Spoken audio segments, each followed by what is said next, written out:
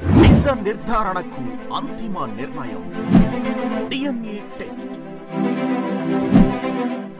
ఉన్నది ఉన్నట్లుగా వాస్తవాలను శోధించి వివరించే మన డిఎన్ఏ టీవీ, మన రాష్ట్రం, మన ఛానల్.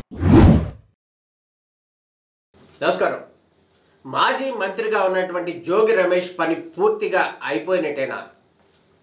ఇప్పుడు జరుగుతున్నటువంటి పరిణామాలు, జరగబోయే పరిణామాలు గనక క్షుణ్ణంగా మనం పరిశీలించినట్లయితే మాజీ మంత్రిగా ఉన్నటువంటి జోగి రమేష్ పని సమాప్తం అయిపోయినట్టుగా కనపడుతుంది.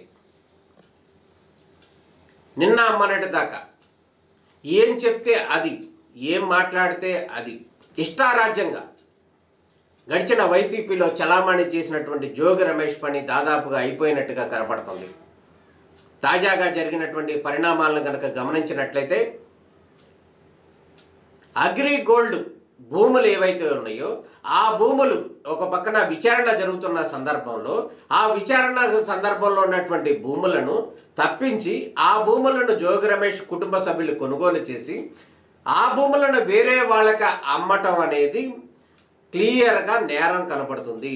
దాంట్లో భాగంగానే జోగి రమేష్ తనయుడుగా ఉన్నటువంటి రాజీవ్ని ఈరోజు అరెస్ట్ చేశారు. ఆయన సోదరుడు వెంకటేశ్వరరావుతో పాటు దాదాపు 10 మంది గవర్నమెంట్కి సంబంధించినటువంటి అధికారులు కానీ వీళ్ళందరూ కూడా ఉన్న పరిస్థితి కనపడుతుంది. వీరందరూ కూడా కటకటాలు లెక్క పెట్టాల్సిన పరిస్థితి అయితే క్లియర్గా కనపడుతుంది. ఈ సందర్భంగా జోగి రమేష్ మాట్లాడుతూ అనేకమైనటువంటి వ్యాఖ్యలు కూడా చేశారు. ఆయన కొడుకు రాజు అమాయకుడని, ఆయన విదేశాల్లో చదువుకుని వచ్చాడు, ఒక సాఫ్ట్వేర్ కంపెనీలో కూడా ప్రముఖమైనటువంటి ఉద్యోగం చేసుకుంటున్నాడు, అట్లాంటి అమాయకుడిని పట్టుకుని ఇట్లా వేధిస్తున్నారు అంటూ కూడా ఆయన ఆవేదన వ్యక్తం చేశాడు. అంతేనా? చంద్రబాబు నాయుడు నీకు ఏదైనా ఉంటే నాతో తెలుసుకో, అంతేగాని నా కొడుకు అమాయకుడు, ఆయన జోలికి రావద్దు అన్నాడు. అంతేనా? ఇంకో మాట కూడా అన్నాడు చంద్రబాబు నాయుడు, మీ ఇల్లు నాకెంత దూరమో నా ఇల్లు కూడా మీకు అంతే దూరం, నీకు కూడా కొడుకులు ఉన్నారు, నాకు ఒక్కడికే కాదు అంటూ కూడా ఒక హెచ్చరిక, సున్నితమైనటువంటి హెచ్చరిక కూడా జారీ చేసిన పరిస్థితి కనపడుతుంది.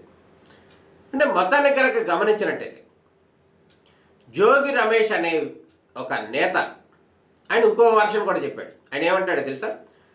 నేను ఒక బీసీ నాయకుడిని, బలహీన వర్గాలకు చెందినటువంటి బీసీ నాయకుడిని, నేను ఎంతో కింది స్థాయి నుంచి పై స్థాయి వరకు కూడా ఎదిగాను, నన్ను హర్షించాల్సింది పోయి వేధిస్తున్నారంటూ కూడా ఇక్కడ ఒక బీసీ కార్డు అనేది కూడా ఉపయోగించారు.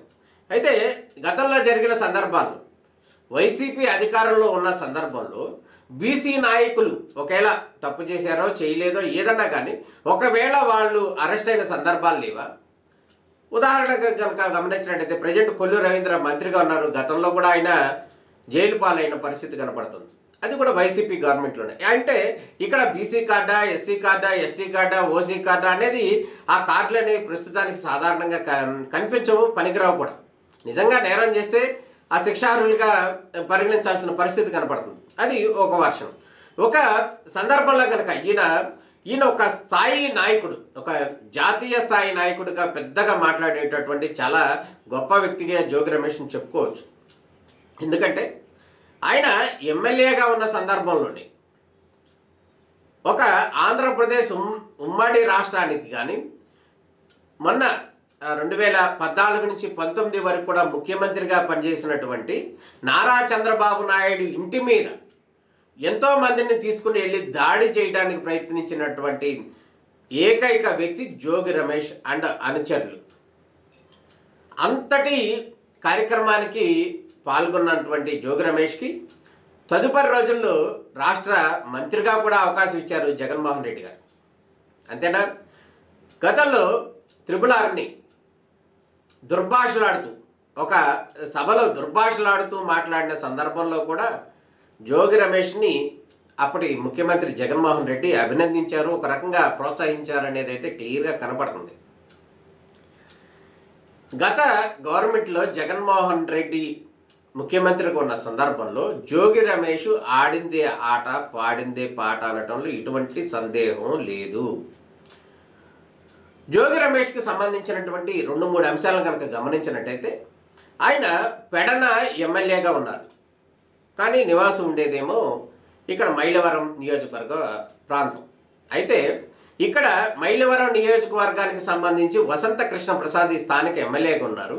అయినప్పటికీ కూడా ఈయన పెడన ఎమ్మెల్యేగా ఉంటూనే స్థానిక నియోజకవర్గంలో తలదొరచటం, అనేక పనులలో అనేక సందర్భాల్లో కూడా ఆయన జోక్యం చేసుకుంటున్నాడు, చాలా వివాదాలు క్రియేట్ చేస్తున్నాడు అంటూ కూడా వసంత కృష్ణ ప్రసాద్, స్థానిక ఎమ్మెల్యేగా ఉన్నటువంటి వసంత కృష్ణ ప్రసాద్ జగన్మోహన్ రెడ్డి కూడా చాలా కంప్లైంట్ చేసినా కూడా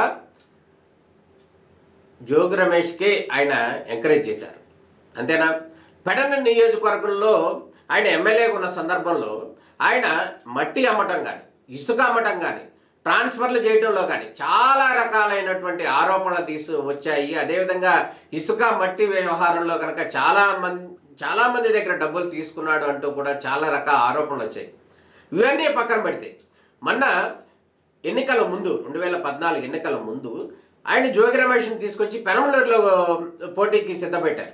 ఈ నేపథ్యంలో అక్కడ కూడా అప్పటికే మంత్రిగా ఉన్నారు చివరి రోజుల్లో కాబట్టి నియోజకవర్గంలో కూడా, పెనంలూరు నియోజకవర్గంలో కూడా పూర్తి స్థాయిలో మట్టి దందా, అదేవిధంగా ఇసుక దందా చేయడంలో జోగి రమేష్కి మించిన వాడు ఎవరూ లేరు అంటూ కూడా అక్కడ ఉన్నటువంటి మాజీ ఎమ్మెల్యే, ప్రజెంట్ ఎమ్మెల్యే కూడా బోడే ప్రసాద్ కూడా తీవ్రంగా ఆక్షేపణలు చేశారు, ఆరోపణలు కూడా చేసిన సందర్భాలు కూడా క్లియర్గా ఉన్న పరిస్థితి కనబడుతుంది. ఒకానొక సందర్భంలో జోగి రమేష్ ఏం చెప్తాడంటే, చంద్రబాబు నాయుడు స్థాయి నా స్థాయి, నన్ను పోటీలో గెలవాలంటే కనుక నా మీద దమ్ముంటే చంద్రబాబు నాయుడు వచ్చి పోటీ చేయమండి అంటూ కూడా చాలా రకాల కామెంట్లు కూడా చేశారు. జోగి రమేష్ అనే వ్యక్తి ఒక ఎమ్మెల్యేగా ఉన్నారు, మంత్రిగా ఉన్నారు. ఆయన చంద్రబాబుని సమతూకంగా పోల్చుకున్నారు. నా మీద దమ్ముంటే చంద్రబాబు నాయుడు వచ్చి పోటీ చేయమనండి అన్నారు. అంటే అనేక రకాల అవాకులు చవాకులు అనేక సందర్భాల్లో కూడా మాట్లాడిన పరిస్థితి అయితే క్లియర్గా కనపడుతుంది. కానీ టీడీపీ ఆఫీస్ మీద దాడి చేసినటువంటి అంశాన్ని అయితే టీడీపీ చాలా సీరియస్గా తీసుకుంది అనటం ఎటువంటి సందేహం లేదు. జోగి రమేష్ వ్యవహారాన్ని మాత్రం ఖచ్చితంగా చాలా సీరియస్గా తీసుకున్నామంటూ కూడా టీడీపీ నాయకులు కూడా చెప్తున్నటువంటి పరిస్థితి.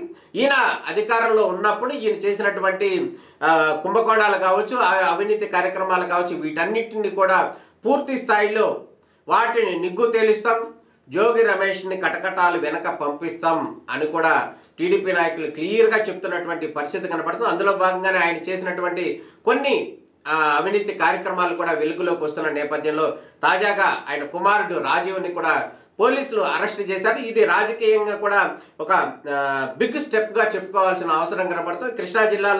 కృష్ణా గుంటూరు జిల్లాలో వైసీపీకి పూర్తి స్థాయిలో వన్ సైడ్గా పనిచేసినటువంటి జోగి రమేష్ పని పూర్తిగా అయిపోయినట్టే అని క్లియర్గా కనపడుతున్న పరిస్థితి కనపడుతుంది.